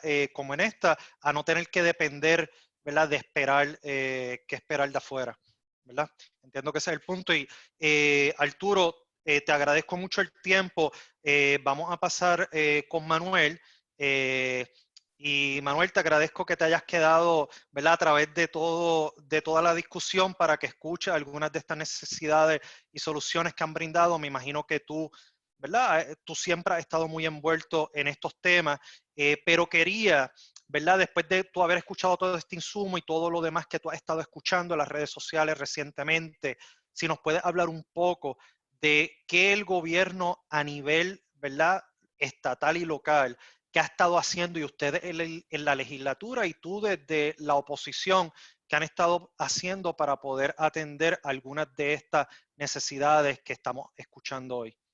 Seguro, Edil. Gracias nuevamente por la oportunidad y gracias al Grupo de Boricuas Unidos en la Diáspora por crear este espacio.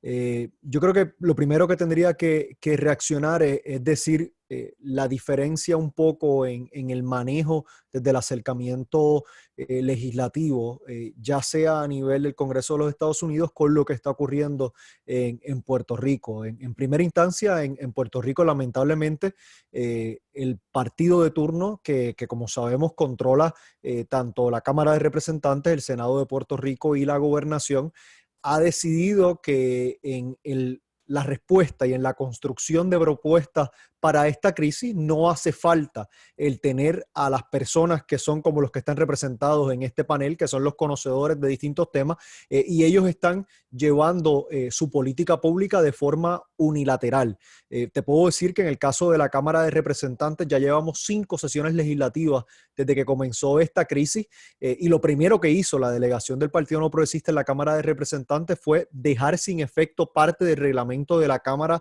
de Representantes para poder aprobar medidas de forma fast track, sin la consideración de vistas públicas, sin la publicidad que hace falta para que las personas que se puedan ver afectadas por esa política pública puedan conocer y participar de ese proceso. Lo segundo que me parece interesante es que las propuestas que se han ido aprobando desde la vía legislativa y eventualmente que han llevado a la firma de la gobernadora, lamentablemente ha sido algo muy desarticulado. Ha sido hoy un legislador PNP presenta esto, hoy mismo se aprueba, mañana se envía al Senado, mañana otro legislador PNP tiene otra idea. Entonces, eso es un problema porque no se ha respondido de una forma integral, de una forma humana a esta crisis. Y yo creo que por lo que entiendo que ha ocurrido en el Congreso de los Estados Unidos es un poco distinto. En el Congreso de los Estados Unidos tienen unas fases que se han ido implementando. En el caso de Puerto Rico es de acuerdo a lo que hoy le parezca a un legislador u otro.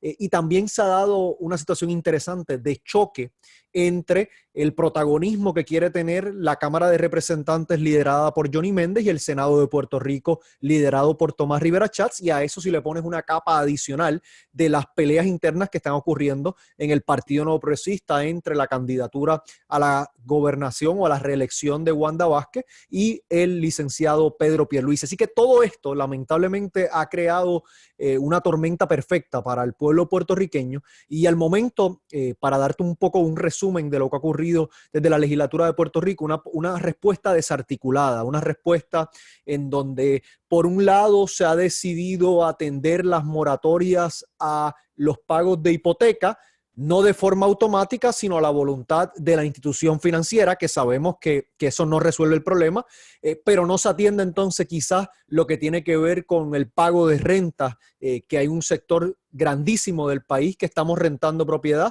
y que por lo tanto no nos beneficia en nada la moratoria al tema de la hipoteca. De igual forma, en cuanto a las ayudas o los incentivos a las personas que están participando y sobre todo a la clase trabajadora durante esta emergencia. Por un lado, vemos una política pública que busca darle unos incentivos a algún personal esencial en el servicio público, y inicialmente se comenzó por el tema de los policías, por el tema del manejo de emergencia, pero de momento la gente pregunta, bueno, pero si los que están en la primera línea de fuego es el personal de la salud, es el personal de los que están dando servicios como los que aquí ya se han discutido, entonces pues viene alguien y presenta una política pública posterior. Así que yo creo que para, ¿verdad?, no irme muy en nivel de detalle, yo creo que lo que se ha optado es por continuar con el gasto político y no la inversión social, que es lo que hace falta en este momento.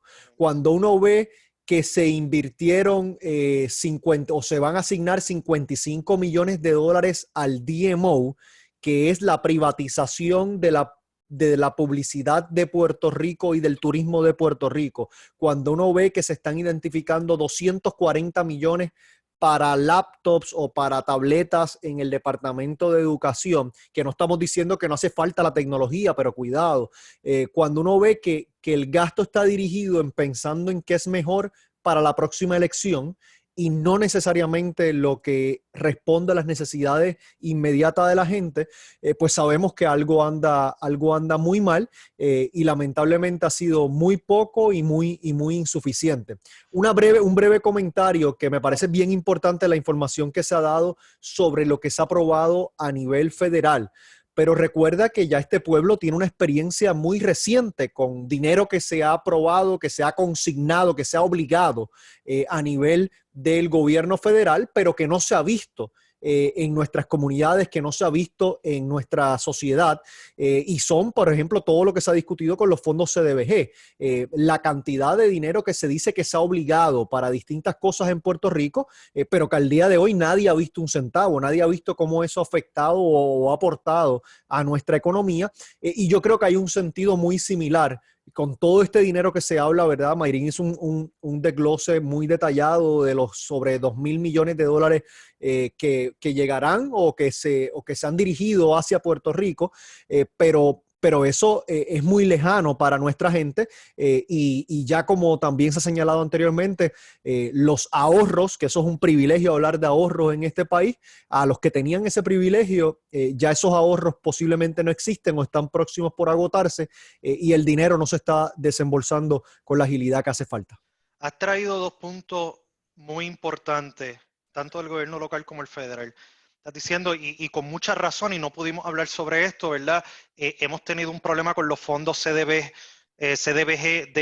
que de por sí esperamos mucho, ¿verdad?, a que pudieran ser desembolsados, todavía no han llegado a los más necesitados. Dices por una parte que no podemos depender, ¿verdad?, de esas ayudas del gobierno federal, y lo hemos visto después del huracán María, pero a la vez también dice de que las prioridades del gobierno local, y lo entendemos muy bien, están en otro sitio y están politiqueando.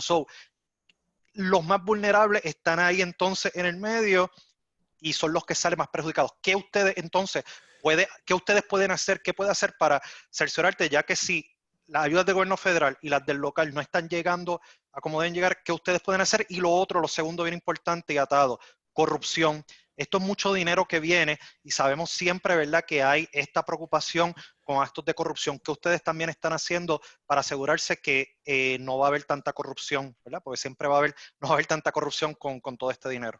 Bueno, lo primero es obviamente hacer nuestro deber como oposición de mantener informada a la gente de lo que está ocurriendo a puerta cerrada en la Cámara de Representantes y en el Senado de Puerto Rico. En el caso de la Cámara de Representantes es una cosa que me vuela la cabeza, que no fue hasta hace 2 días quizás que un medio en Puerto Rico lo reseñó, de que la Cámara de Representantes llevaba 5 sesiones corridas en donde a la minoría simple y sencillamente no se le permitía participar del proceso legislativo en proyectos que se estaban presentando, descargando y aprobando en un mismo día, y lamentablemente la prensa del país estuvo ausente por todo ese periodo de tiempo. Así que lo primero es que la información salga, y agradezco esta oportunidad porque nos ayuda a seguir llegando la información a otros lugares. Lo segundo importante, se han presentado cursos de acción alternativos, porque lo que ha demostrado también el proceder del gobierno a nivel federal, pero sobre todo a nivel local, es que dinero había.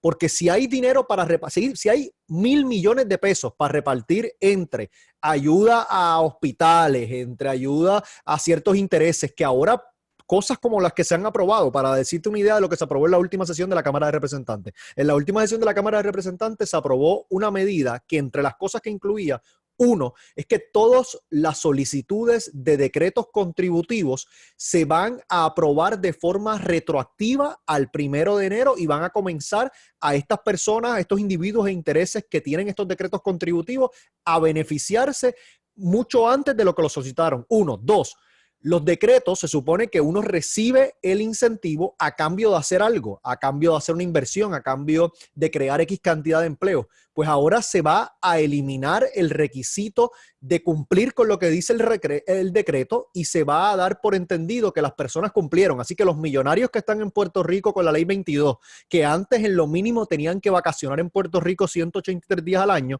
ahora ni eso van a tener que hacer. Entonces, lo que vemos es que hay un dinero, que hay unos recursos, que como se está legislando a toda prisa con la excusa de la crisis, esos recursos no están yendo a donde deberían ir. Y hoy les recomiendo un artículo que salió en Little Sister, que lo escribe Abner Yadiel, que habla sobre lo que ocurrió con los hospitales privados en Puerto Rico. Claro que hace falta darle recursos a los hospitales privados, pero ¿cómo es posible que le estamos dando incentivo a hospitales que están despidiendo a enfermeras y a personal médico? Pues es el momento del gobierno exigir. ¿Quieres una ayuda? ¿Quieres un incentivo en este momento de crisis? A cambio de eso, tú tienes que asegurarse que esos empleados tengan la continuidad en su trabajo, tengan condiciones de trabajo justas y dignas. Así que yo creo que hay recursos y lo que se requiere es de voluntad política para ponerlos en el lugar correcto, y ahí hacen falta estos espacios de información para que la gente nos ayude a poner presión sobre esos políticos que están legislando a puerta cerrada. Diste con último punto y para terminar y ir a por lo menos atender algunas de las preguntas en el chat, así que las personas, si tienen preguntas, pueden hacerlas ahora. Tenemos aquí, ¿verdad?, muchos activistas y líderes de diferentes organizaciones, y desde aquí nosotros tenemos acceso a muchos activistas y líderes de organizaciones grassroots, ¿verdad?, comunitarias, tanto en Puerto Rico como en Estados Unidos. ¿Qué tú le recomiendas, ¿verdad?, a estas organizaciones y activistas que puedan hacer igual que nosotros, ¿verdad?, y todos los expertos que hay aquí? Te estamos trayendo una información a ustedes que son los tomadores de decisiones y legisladores, que ustedes y una persona como tú que ha estado envuelto, ¿verdad?, en estos ámbitos, que nos pide a los movimientos activistas que podamos hacer en esta situación. Yo sé que esto no aplica a las personas que están en este panel y probablemente a muchas de las personas que nos pueden estar viendo, pero sabemos que hay un sector grande en el país que piensa que en momentos de crisis, en momentos de emergencia, estas cosas como las que acabo de decir no se deben decir, que es momento de agarrarnos de las manos, de le echa para adelante, de Puerto Rico se levanta, de que este virus lo paramos unidos, y de que es malo que alguien señale estos eventos de corrupción y estas situaciones que están ocurriendo. Y yo lo que le pediría a todas las personas que nos pueden estar viendo, a las organizaciones que están haciendo trabajo comunitario, es a que no cometamos los mismos errores de las semanas posteriores al paso del huracán Irma y particularmente el huracán María. Ustedes recordarán que en ese momento, en Unidos por Puerto Rico, con el echapalantismo, con la idea de que esto lo resolvemos juntos, fueron los momentos en donde hubo como una especie de luna de miel, en donde cualquier persona que señalara algo que estaba ocurriendo de forma irregular, se le criticaba, se le decía, mira de nuevo con la politiquería. Y eso nos costó, en principio, vidas, y en segundo lugar, miles de millones de dólares que lamentablemente se robaron durante ese periodo de tiempo. Así que para mí lo urgente es que entendamos que sí, que tenemos una situación donde está la vida en juego de muchísimas personas, pero con más razón no podemos quedarnos silentes y mucho menos podemos ser cómplices, porque si no señalamos estas cosas que están ocurriendo, si no señalamos lo que pasó con las pruebas, si no señalamos lo que está pasando con los ventiladores que le querían comprar a sobreprecio a unas personas que no tienen ningún tipo de experiencia sobre eso, puede ser que la oportunidad para salvar esas vidas pase, y por nosotros estar en esta luna de miel inicial de que no se puede decir nada porque no es políticamente correcto, podemos terminar siendo cómplices, y yo creo que nosotros no podemos ser ni silentes ni cómplices.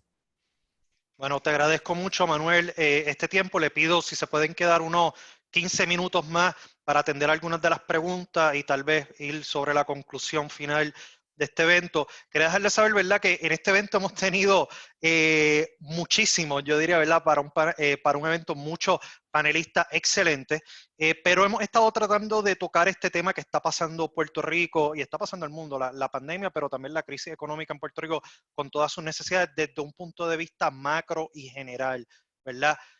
Pero nosotros vamos a seguir, obviamente vamos a seguir este trabajo, vamos a recolectar toda esta información, insumo que hemos recibido, lo vamos a llevar directamente a las diferentes oficinas congresionales que trabajan el tema de Puerto Rico en el Congreso. Vamos a seguir, ¿verdad?, pendientes a que se lleve la información correcta a los que toman las decisiones correctas. Y como dice Manuel también, hay que llevar, ¿verdad?, el mensaje de lo que está pasando y no podemos ser silentes, ¿verdad?, ante actos que definitivamente ya sean de corrupción o no son los que deben ser que estén sucediendo en este momento. Vamos a estar pendientes. Como le decía, un evento que toca estos temas de manera general. Aquí hay muchos otros temas que debemos entrar en detalle, como las ayudas que están disponibles para las pequeñas empresas, porque hemos recibido muchas preguntas al respecto. Así que vamos a estar haciendo más eventos más específicos para ir a tocar estos temas. Así que esperen sobre eso. Pero tenía aquí unas preguntas. Aquí vienen muchas ayudas por SBA. Sin embargo, hay startups que comenzaron en el 2019 y no han radicado planillas. Técnicamente sus ingresos son cero. ¿Cómo SBA puede ayudar a estos startups? No pueden presentar forma de repago. Yo creo que ahí Ramfi o Nerma, si ustedes tienen alguna contestación. Mira, hay muchas cosas que se están trabajando en el proceso. Todas estas situaciones, muy probablemente no se pensaron, ¿verdad?, cuando se estaban estableciendo las guías, y las guías están cambiando. Así que lo que nosotros estamos haciendo, por lo menos, es cada vez que surgen estas cosas, pues levantamos la mano, como quien dice, y hacemos las debidas consultas y decimos, mira, está pasando esto, ¿qué vamos a hacer? ¿Cuál es el proceso? ¿Qué va a aplicar? Porque realmente tenemos que entender que esta es una situación nueva para todo el mundo. Así que no hay una varita mágica tampoco, ni hay unos procesos previos a esto que nos está sucediendo por el cual todos nos podamos llevar. Aquí los bancos se están reinventando, el mismo SBA se está reinventando, los paquetes que están bajando son diferentes, sí, pueden ser mejores también, pero la realidad es que si esa información no fluye y nosotros no nos enteramos de estas cosas, pues no podemos seguir pasando ese mensaje hacia adelante. Por eso es que es bien importante que cada vez que vean un espacio donde te están diciendo, déjame saber cuál es la condición de tu negocio, dame los detalles, es porque nosotros necesitamos esa información para decir, mira, estas son las situaciones que no se han contemplado.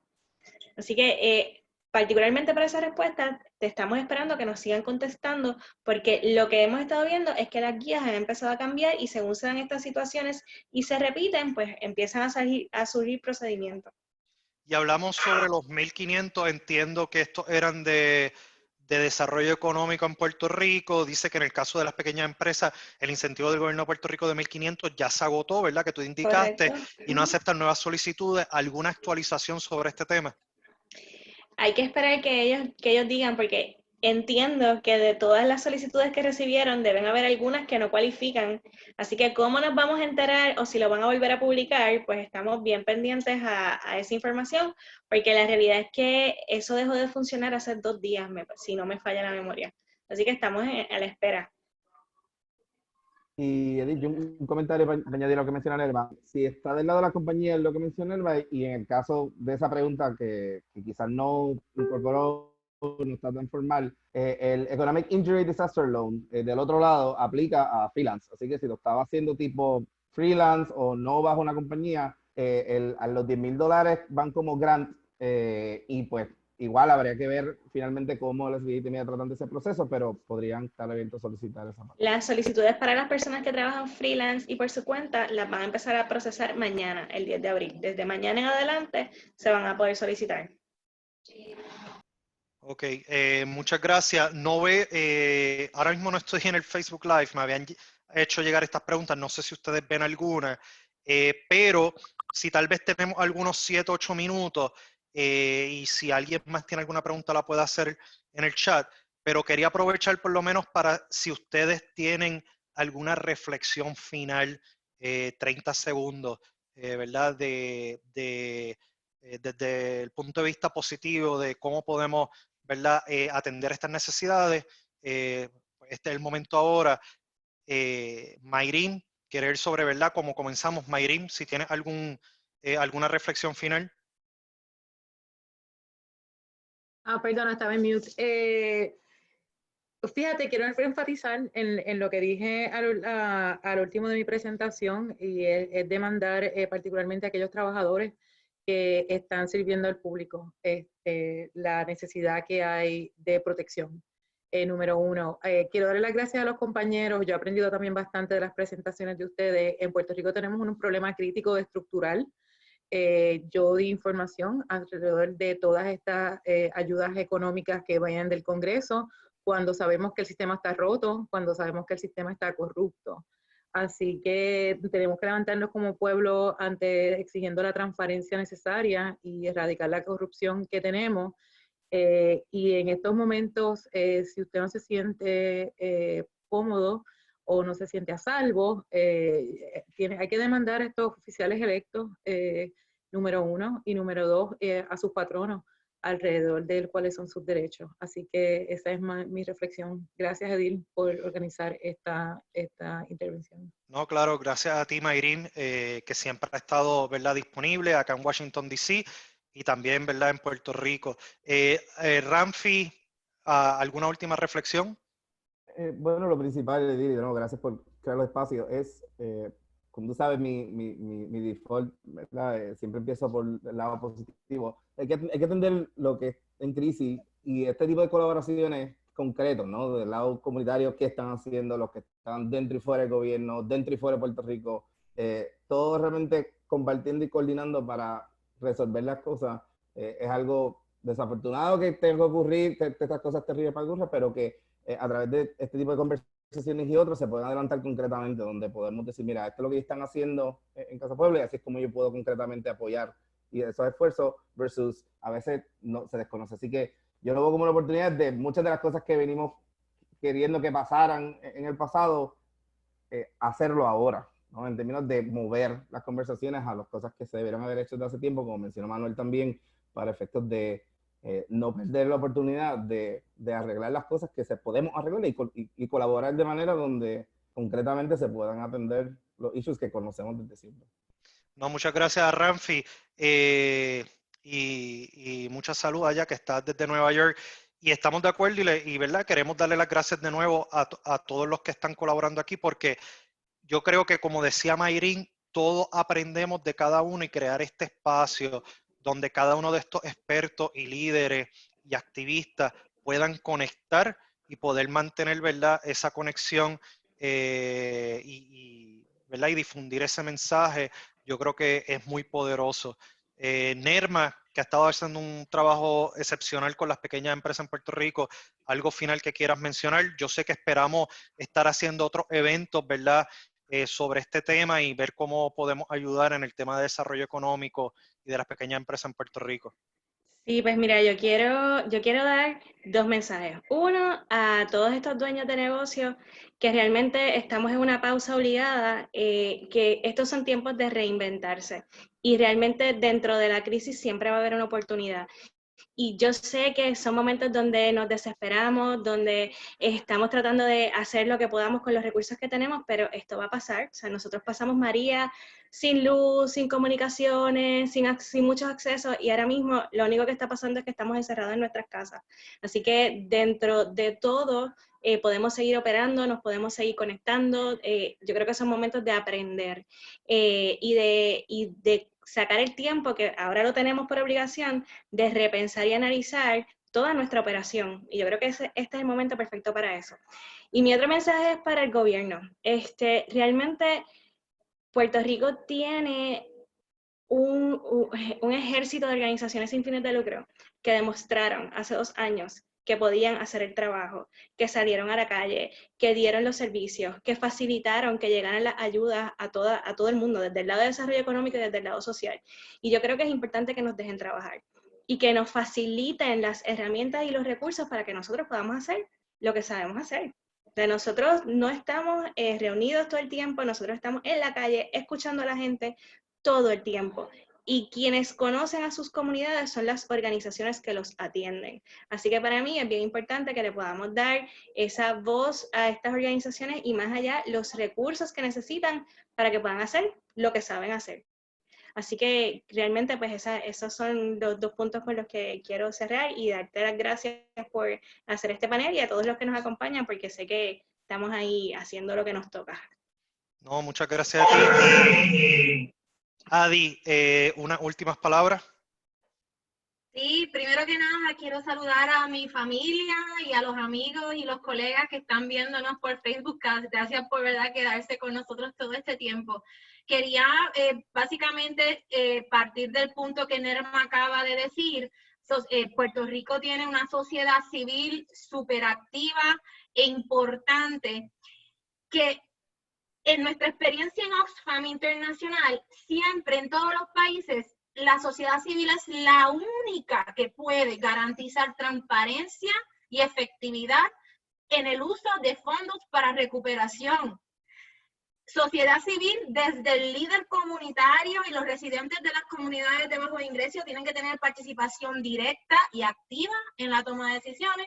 Las organizaciones sin fines de lucro, las universidades, las uniones, los business, son muchos sectores que tienen que de alguna manera coordinarse un grupo de trabajo, que por eso nosotros apoyamos la petición del Task Force Social, y a nivel federal seguimos exigiendo que para realmente tener transparencia y efectividad en el uso de los fondos necesitamos que la sociedad civil se conforme como un grupo de poder de toma de decisión.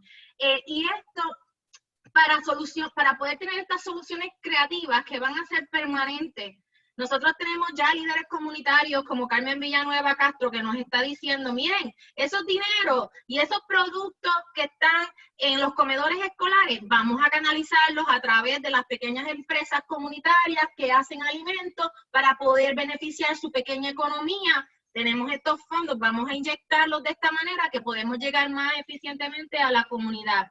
Tenemos en Puerto Rico una serie de recursos que nos hace estratégicamente claves para ser esos suplidores de productos, tanto para protección y farmacéuticos, pero también hasta alimentos y energía, que podemos nosotros como puertorriqueños desarrollar aquí en la isla. Y pues Puerto Rico debe de articularse de esa manera y eso no se hace sin la participación de la sociedad civil. Muchas gracias, Adi, y son puntos tan importantes. Y sí, esperamos, ¿verdad?, que todos estos grupos de la sociedad civil puedan seguir trabajando juntos, tanto en Puerto Rico como en la diáspora, para seguir canalizando todas estas, ¿verdad?, recomendaciones y soluciones que hay. Arturo, quería, ¿verdad?, si nos puedes dejar saber una última reflexión desde tu punto de vista. Yo sé que también tú estás trabajando mucho el tema de cómo atender también el virus de por sí, porque tienes conocimiento sobre eso. Siempre Casa Pueblo sirve para referente o como referente para muchos de nosotros, ¿verdad?, del trabajo que ustedes están haciendo, cómo lo podemos replicar y tomamos muchas ideas sobre eso. Así que si nos quieres dejar saber unas últimas palabras de tu parte y cómo, ¿verdad?, cómo tú crees que debemos afrontar este futuro inmediato. Mira, el coronavirus no se va a ir con el toque de queda, ni porque el gobierno lo diga o lo que digan las pruebas aquí o allá. Así que en algún momento dado nos vamos a dar cuenta que va a ser ese tejido social de la comunidad que nos va a proteger a nosotros mismos. Nos vamos a dar cuenta que la gente que ha luchado y defendido las playas y los bosques, esos eran los lugares más seguros en su momento, para realmente prevenir contagios, lograr salud mental y continuar la vida. En el caso nuestro, cuando uno piensa en el coronavirus, ¿cuáles son las zonas de riesgo hoy y serán mañana? Son donde habrán conglomerados de gente.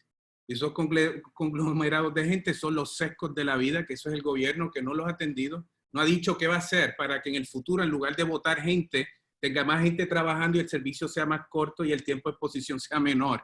Los sesgos de la vida en el sector privado son los Plazas Las Américas, donde la gente se mete en un solo sitio a comprarle a las tiendas a otros. Nosotros, el compromiso con los comerciantes, apoyarlos, a los pequeños negocios en adjuntas, va a ser apoyarlos con un sistema autónomo de energía, pero nuestra campaña va a ser, quédate en tu pueblo, apoya a los pequeños comerciantes en el casco urbano, en áreas abiertas, y logremos la activación económica desde adentro, que va a ser un modelo más seguro de generar riqueza propia para entonces un desarrollo alterno a este modelo que nos tiene crisis tras crisis, sumido en una gran dependencia de estar arrodillados en Washington a cada rato para que vengan aquí a ayudarnos. Así que el de nosotros es ponernos de pie y movernos hacia el futuro, y yo creo que hay mucha esperanza, hay muchas posibilidades en nuestro pueblo. Muchas gracias, Arturo, y siempre estamos pendientes de lo que ustedes están haciendo y tomamos nota al respecto. Manuel, quiero culminar contigo. Te agradezco mucho, ¿verdad?, que te hayas podido quedar todo este tiempo. Sabemos que tienes muchísimas cosas por hacer. Tenemos también unas elecciones, se supone que en un par de meses, en noviembre de 2020, tú estás de legislador ahora, candidato a la alcaldía de San Juan por el Movimiento Victoria Ciudadana. ¿Nos puedes dar una última reflexión y qué tú crees que nos espera, nos depara el futuro? Bueno, gracias de nuevo por la oportunidad, gracias por este encuentro, y creo que va directo a lo que es mi reflexión. En momentos de tanta vulnerabilidad como los que estamos viviendo, la información es clave, la información correcta, oportuna, es un derecho todos los días, pero sobre todo en momentos de crisis es un derecho fundamental, y sabemos que en la medida en que se nos está forzando a permanecer en nuestros hogares, en la medida en que entonces la información la recibimos principalmente por los medios de comunicación, ya sea en radio, televisión, las principales cadenas, el control sobre lo que se comunica, el control sobre lo que se proyecta es bien importante, y ahí es donde tenemos que tener mucho cuidado, porque sabemos que hay un grupo de intocables en este país, en los Estados Unidos, que tienen sus representantes en los espacios de formulación de política pública y que tienen unos intereses económicos que en ocasiones están alineados con los principales medios de comunicación, tanto en los Estados Unidos como en Puerto Rico, y donde estamos confinados a nuestros hogares y dependemos de lo que se nos está diciendo a través de estos espacios, pues es un momento que puede ser de mucha vulnerabilidad y muy peligroso para nosotros. Así que para mí lo más importante es que estemos alerta, que creemos espacios de comunicación alternativos como estos para poder entonces llegar con una información quizás muy distinta a la que estamos viendo en nuestros televisores, a través de la radio o a través de las conferencias de prensa de los gobernantes. Y eso va a ser para mí determinante en cómo salimos de esta crisis y sobre todo en sobre quién recae el peso más grande en cuanto a los sacrificios que se nos están pidiendo. Y sabemos que ya hay un grupo en este país que independientemente de quién esté en el gobierno, que independientemente de cuál sea el apellido de la crisis, son los que siempre llevan el peso de la misma, y en este caso pues obviamente no podemos permitir que eso ocurra. Así que para mí la información es lo más importante. Espacios como estos, que los sigamos reproduciendo y que la información llegue a la mayor cantidad de gente para así contrarrestar la propaganda que vamos a ver desde otros espacios. Te lo agradezco mucho, Manuel, y creo que es un mensaje bien importante y un aliciente, funge como inspiración para nosotros para poder continuar y seguir haciendo este trabajo y con otras organizaciones. Esta información se va a estar compartiendo, como dije antes, con los staffers que trabajan los temas de Puerto Rico, acá en Washington, D.C., también con muchas otras organizaciones. Este evento está siendo grabado y vamos a sacar, ¿verdad?, grabaciones del mismo para darlas a conocer. Te agradecemos mucho, Manuel, y a los demás panelistas el que puedan difundir esa información, y cuenten con nosotros. Nosotros vamos a seguir llevando a cabo más eventos sobre esto. Déjennos saber cuál es la información y qué tema quieren saber, y podemos entonces organizar no solamente paneles virtuales de llevarle la información, como Manuel dice, pero también, y bien importante, esfuerzos concretos para poder, ¿verdad?, lograr lo que estamos hablando, lo llevemos a la acción, y de eso se trata. Y yo creo que cada uno de nosotros que estamos aquí son muy buenos en no solamente hablando, sino llevando a la acción. Así que, sin más, sí también le quería decir que el 22 de abril tenemos otro evento por aquí, por la página de Facebook Live de Boricua Unido en la Diáspora, sobre el tema de la Ley Jones. Vamos a contar con economistas como José Caraballo Cueto, Marta Quiñones, otros expertos de acá de Estados Unidos sobre ese tema. Así que 22 de abril, pendientes para más información sobre eventos y todo. Le agradezco de nuevo a todos los panelistas, a los que pudieron sintonizar, a los que sintonicen luego, y nada, le enviamos mucha salud y buenas vibras y un abrazo grande a todos los puertorriqueños donde sea que se encuentren. Gracias.